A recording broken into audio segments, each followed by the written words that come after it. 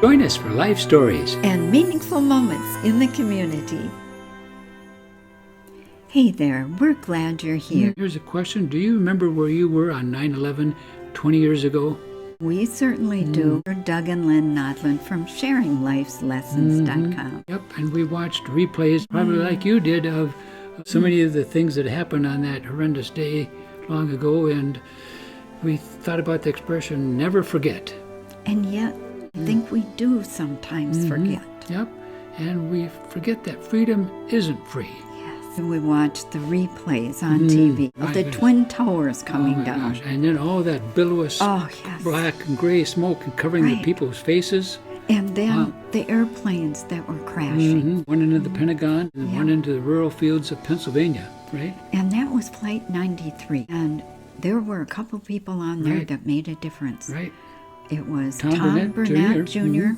From Minnesota originally, and he had called his wife and said, "We're going down. And let's do something. Yes. We're going to do something," I think is what he said. And then Todd Beamer, who also got behind with a bunch of other passengers and said, "Let's roll." Right. And so they were heroes because they prevented possibly even a bigger tragedy, because it was thought that that plane was headed for either the Capitol or the White House, right? Yes. And so remember all that resurgence of patriotism after that? Even it was wonderful. Right. It was sad.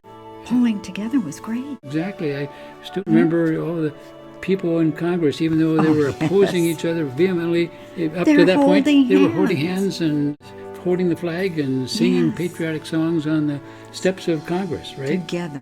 Yes. So, but now it's just what's the happened opposite. lately? So much division going on. Division about how we're going to handle the police department, or what's going to be taught in schools. And of course, politics. Right, and then how we're handling the coronavirus. Even in families, whether to wear a mask or not. Right, so what's the solution to all this? Well, I think the solution is we have to pull together, and we have to really be in gratitude, no matter our race, creed, color, whatever. We're all Americans. Right, after all, our national motto is E pluribus unum, out of many, one.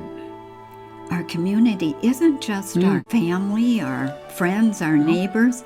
It's our city, our state, our nation, and the bigger community of the world. Right.